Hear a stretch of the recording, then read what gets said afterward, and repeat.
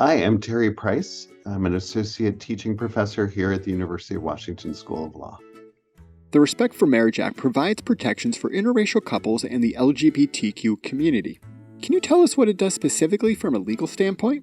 It repeals the Defense of Marriage Act, which limited marriage for federal purposes to marriages of men and one man, one woman only. It also has requirements that a state must give full faith and credit to a marriage that is lawfully performed in another state.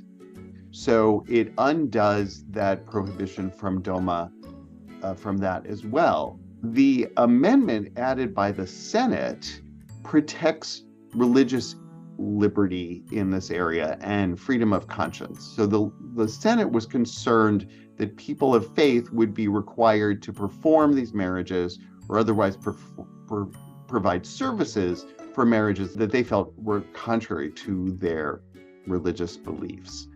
What was the motivation behind the Respect for Marriage Act? To think about the Respect for Marriage Act, we actually have to go back to 1996. What happened then and what the act is trying to fix now.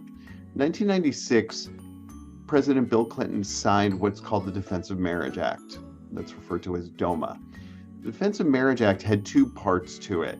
It had the part that said that for every federal act, regulation, statute, whatever, the definition of marriage would be between one man and one woman.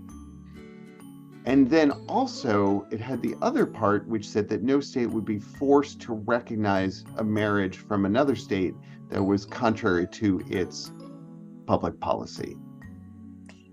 In June of this year, in the Dobbs decision, which was about abortion, not about marriage, in his concurrence, Justice Clarence Thomas indicated he would be open to considering reversing the Supreme Court's marriage equality case, Obergefell versus Hodges, which is how we got to the Respect for Marriage Act. It is that Congress, and I believe the president, are concerned that the Supreme Court might reverse itself in Obergefell versus Hodges, which said that the Constitution protects marriage equality, and go back to DOMA. What doesn't the law do? What the Respect for Marriage Act does not do, because the federal government cannot do this, is reach into the states and require the state to have a certain kind of marriage law. Family law has always been the province of the states, not the federal government.